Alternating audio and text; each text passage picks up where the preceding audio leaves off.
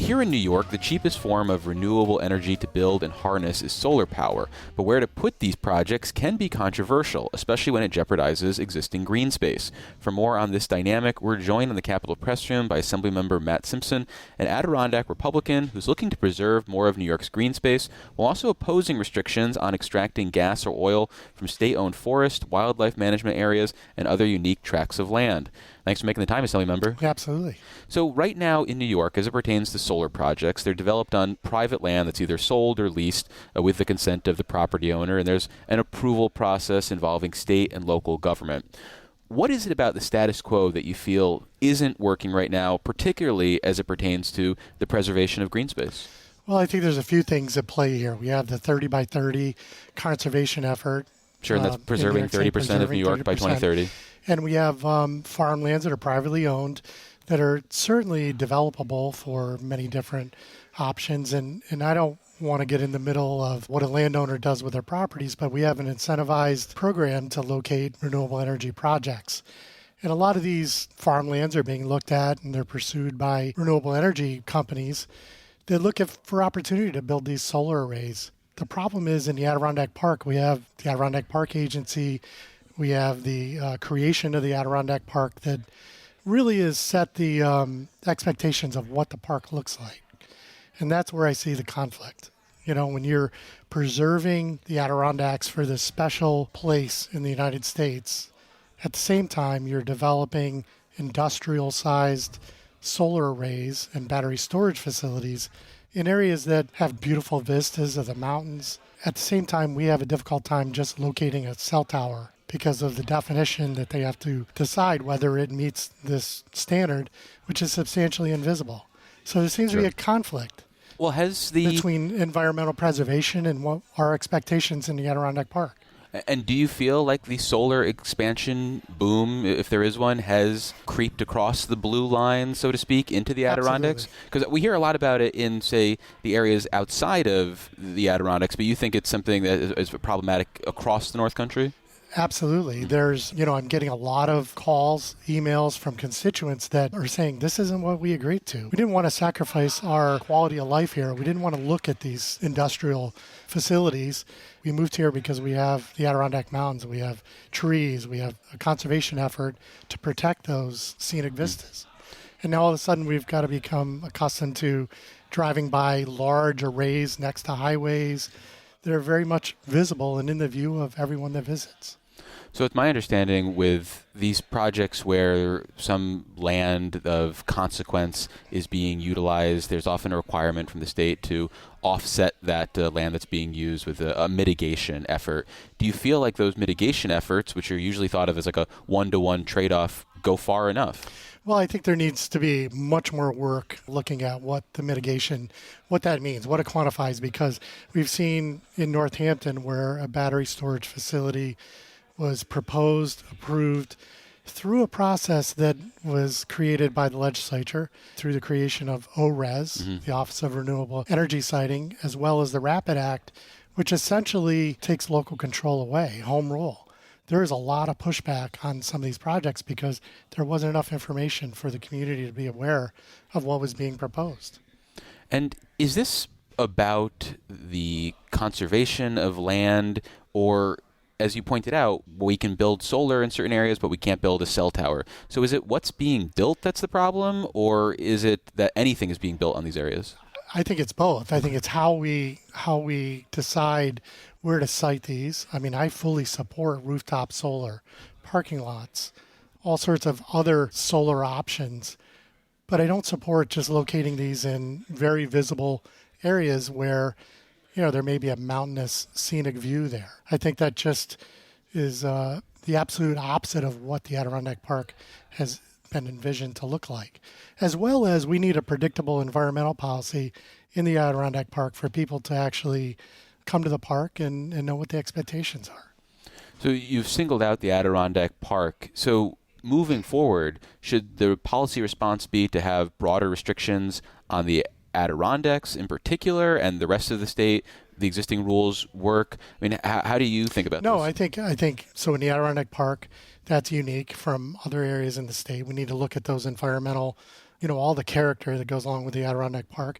Outside of the park, we also need to we do need to be selective about what kind of mitigation is required for wildlife corridors. There's certain areas where it's appropriate, brownfields, industrial areas that have been designated by the community, but not in farmland. I don't think that's really an acceptable place to put it. At the end of the day, do you feel like your concern is more about the process or the outcome? Because you've talked about how the state has more control than, say, the local government. What if the local government still had a bigger voice, but then we still had the same outcome? Would that be okay as far as you're concerned? No, I think the local community needs to be heard. And as I said, home rule is enshrined in the state constitution under Article 9. They need to have the ability to decide what is acceptable in their community.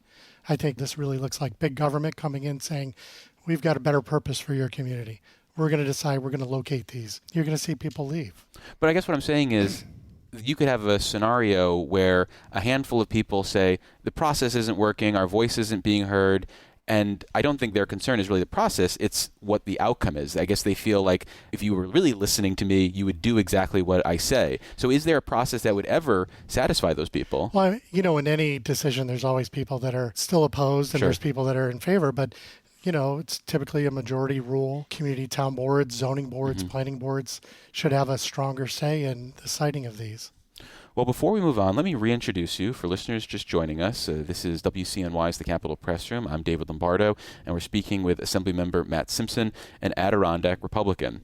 So on the other side of this issue, and it seems almost a little contradictory to me, so I hope you can walk me through it, you are opposing restrictions on extracting gas or oil from state-owned. You're shaking your head. No, I'm not opposed to extracting. Actually, no, you're opposed to prohibitions. Yes, absolutely. You're opposed to restrictions on extracting gas or oil from state-owned forests, wildlife management areas, and other unique tracts of land.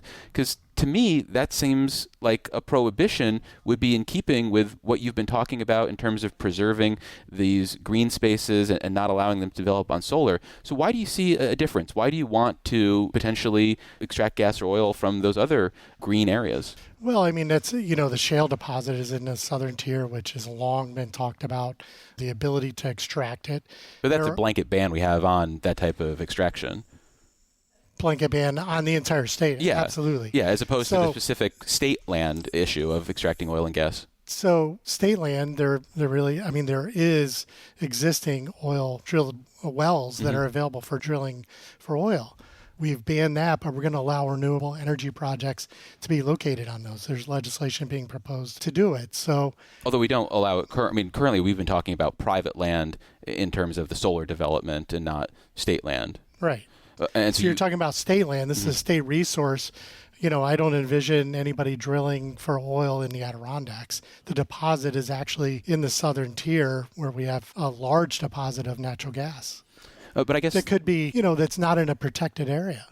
But I guess the prohibition is on the idea of a wildlife management area, other unique tracts of land. I mean, is there a vested interest in trying to extract oil or gas from those areas? I think it should be looked at. I think there's, the same concerns for wildlife corridors should all be considered when locating these. It shouldn't just be let's go drill thousands of wells out in this open area in New York State. I think we need to have a real deep discussion about how we can access these minerals, this resource, while also doing the same thing of protecting the environment, conservation. We can do both. Other states are doing it. Pennsylvania is doing it. And they have a much lower cost of energy, 37% less cost of electric, just across the border. But you don't feel like the one position on solar power is at odds with the idea of let's look for gas and oil in some of the state-protected lands? I don't think that we should have. On state-protected lands, I think they should be looked at for those things I talked about, wildlife corridors, scenic vistas, where it's located around residential areas, and their views. But if there is state land, I haven't personally looked at every bit of state land that we have. Some of those areas may not be protected for the same reason that the Adirondack Park is protected. I can envision that they should be looked at.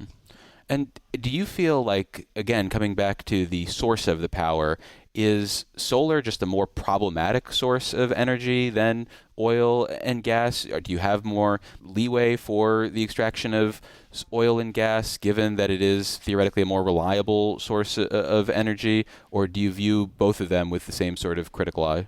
I think gas drilling is probably going to be a smaller footprint, smaller impact to the environment. I'm sure that's debatable. I've debated these bills with my colleagues in the majority, and we're anti-fossil fuel. The fact is we have put ourselves in a position where we haven't reduced the need for fossil fuels. We've actually increased our consumption in New York State, but we're buying it from outside of New York State at a higher cost than what's available right here in New York. So the idea would be, if we're going to use these fossil fuels, we might as well just get the benefit of them, extracting them from locally. Yeah, we need an all-and-above approach until we can get to a point where we can have reliable, renewable energy. I am not opposed to solar, wind, battery storage. I'm not opposed to those facilities. What I'm opposed to is locating them in certain areas that they really shouldn't be. Also, at a point, we've also been told the need to pass the CLCPA was for climate change and the disastrous effects that are being suggested are going to happen in a relatively short timeline. We're actually developing on those prime farmlands where, if you follow the path, we're going to need those farmlands for food. Although, as we talked about, there is a mitigation plan if you are going to develop on any sorts of green land. And that's where I have a problem with the mitigation, whether the mitigation has been thoroughly done. Listen, we wrote a letter to ORES as well as the Public Service Commission asking for that information. And to date, we have not received a response. So there is no transparency in what mitigation is being done. It's all redacted on ORES's website. So these are questions that people in those communities have. Well, we've been speaking with Assemblymember Matt Simpson. He's an Adirondack Republican. Assemblymember, thanks for visiting us in the studio. Thanks for having me. Support for the Capitol Press Room is provided in part by the Lawsuit Reform Alliance of New York. Fraud and lawsuit abuse impact car insurance costs for New Yorkers. Reforms are being proposed to mitigate their impact. Information on these reforms is available at keepnewyorkaffordable.org.